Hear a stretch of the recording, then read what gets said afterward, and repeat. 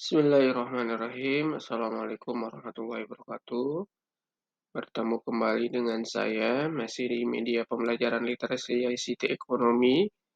Kali ini kita sudah memasuki pertemuan ke-12 ya. Di pertemuan ke-11 kemarin kita sudah membahas tentang media teks digital. Kali ini di pertemuan ke-12 kita akan membahas tentang media gambar digital ya. Apa pengertian media gambar itu sendiri? Media gambar adalah segala sesuatu yang diwujudkan secara visual ke dalam bentuk dua dimensi, sebagai curahan ataupun pikiran yang bentuknya bermacam-macam, seperti lukisan, potret, slide, film, strip, atau opaque projector. Ya. Kemungkinan kalau media gambarnya digital bisa lebih dari dua dimensi ya, bisa 3 atau 4 dimensi bahkan. Selanjutnya, langkah-langkah pembelajaran pada siswa menggunakan media gambar yaitu sebagai berikut. Yang pertama, menyiapkan media gambar yang akan digunakan untuk memberikan materi kepada para siswa. Ya, kalau hanya dua dimensi, mungkin media gambarnya bisa kertas gitu ya, kanvas. Kalau melukis, kalau media gambar digital, ya kemungkinannya menggunakan aplikasi, gitu ya. Jadi dipersiapkan aplikasinya. Yang kedua, siswa diperkenalkan dengan strategi pembelajaran yang dipakai dan diperkenalkan dengan media gambar. Ya. Kemudian siswa diminta untuk mencermati media gambar tersebut dengan cara mereka sendiri namun tetap dalam pengawasan gurunya. Gitu ya. Kalau di jenjang sekolah dasar atau menengah mungkin gambarnya masih dua dimensi ya. Jadi bisa misalkan menggambar peta dan lain sebagainya gitu ya.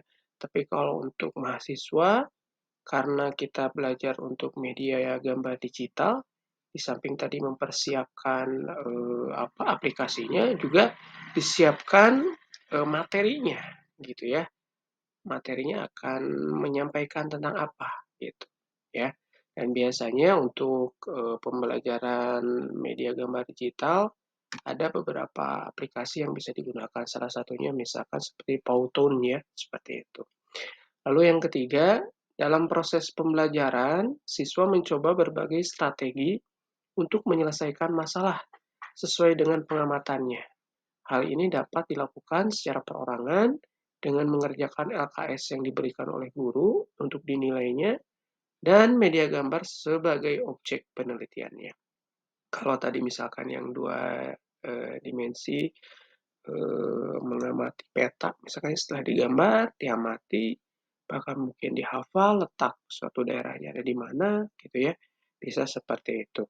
Nah, kalau misalkan media gambarnya digital, ya berarti nanti materi yang akan disampaikannya seperti apa tentu harus sesuai gitu ya. Gambar yang ditampilkan dengan materi yang akan diberikan, disampaikan gitu ya. Yang keempat, setelah mencapai kesepakatan tentang strategi dalam mengerjakan LKS, diarahkan untuk menarik kesimpulan dari pelajaran tersebut. Pada akhir pembelajaran, siswa harus dapat menjelaskan pengetahuan apa saja yang mereka dapatkan dari pembelajaran yang dijalankan menggunakan media gambar tersebut di depan guru dan teman-temannya. Artinya setelah siswa bisa mengamati bahkan menjawab pertanyaan misalkan yang diberikan gurunya baik secara langsung atau mungkin menggunakan media yang lain seperti LKS, siswa bisa menjawab ya dari apa yang mereka sudah kerjakan, dari apa yang mereka sudah gambar gitu ya.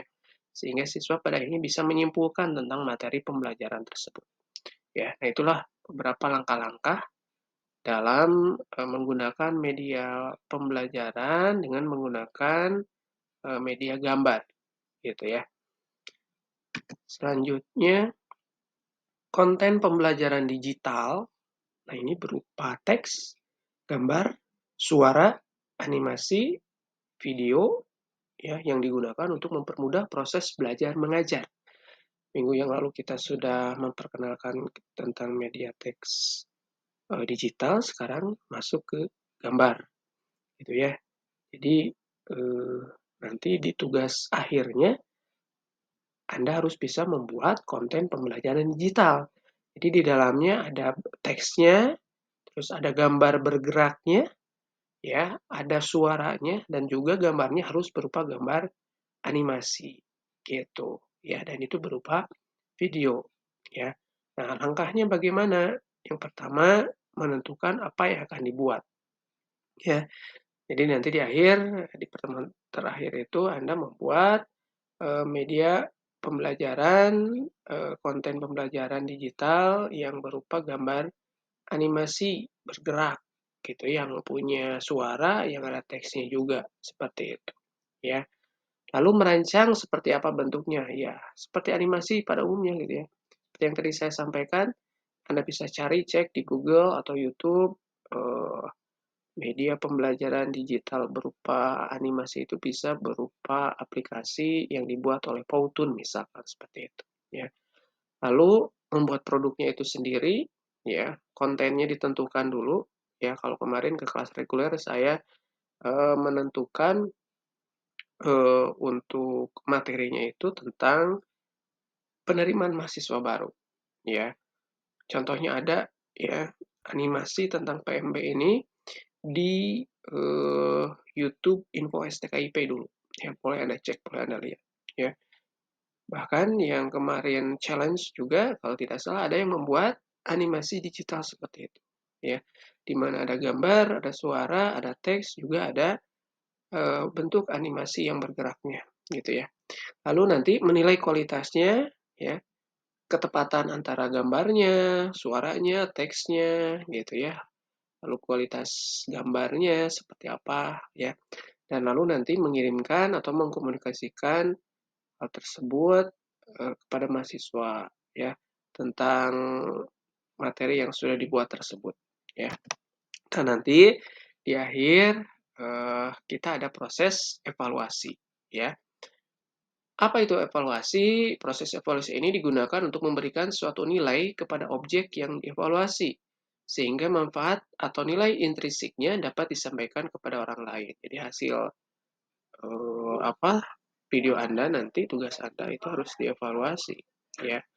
Nah, menurut Patrick, ada 4 tingkat evaluasi dalam multimedia pembelajaran.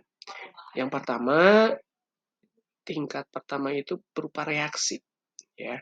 Menilai respon peserta terhadap aktivitas dalam bentuk kesan tentang relevansi dari aktivitas yang memungkinkan mereka untuk melakukan tugasnya. Jadi ketika Anda membuat video digital, animasi digital, gitu ya, nanti dipertontonkan misalkan kepada teman-teman Anda atau kepada siswa Anda misalkan ya. Nah, siswa Anda itu harus mempunyai reaksi, ya. Jadi kalau datar aja, kalau diam saja, tidak ada reaksi, ya berarti kurang menarik gitu ya. Tapi harus ada reaksi, ya. Dari reaksi tersebut kita bisa menilai evaluasinya, ya.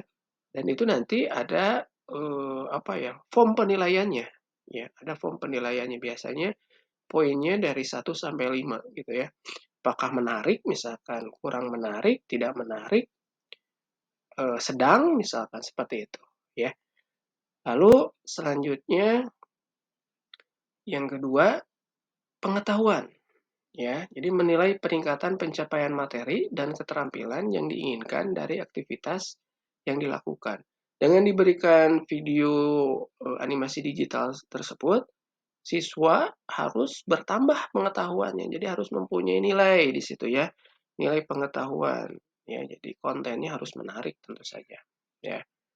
Yang ketiga, ada performance, ya, menilai perubahan sikap atau tingkah laku. Dari video yang ditampilkan, apakah performance siswa meningkat terhadap pemahaman materi tersebut, gitu ya. Apakah mereka semakin semangat belajar dengan diperlihatkan video tersebut, ya, atau biasa saja, gitu ya.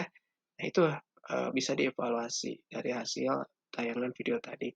Yang keempat, ada pengaruh atau tidak, gitu ya. Jadi menilai pengaruh bisnis dalam bentuk pengembalian return on investment atau ROI dari aktivitas yang dilakukan, ya. Jadi dengan memperlihatkan video digital, seharusnya siswa ya bisa terpengaruh, bisa lebih tertarik untuk belajar, ya, dan bisa lebih fokus seperti itu. ya, dibandingkan dengan pembelajaran yang konvensional gitu, ya, yang berupa ceramah saja. Kalau menggunakan media gambar, terlebih gambarnya gambar digital, video digital, itu seharusnya memberikan pengaruh yang signifikan terhadap pembelajaran siswa itu. Ya, itu saja mungkin yang bisa saya sampaikan. Terima kasih atas perhatiannya. Silahkan tulis nama dan kelas di kolom komentar seperti biasa.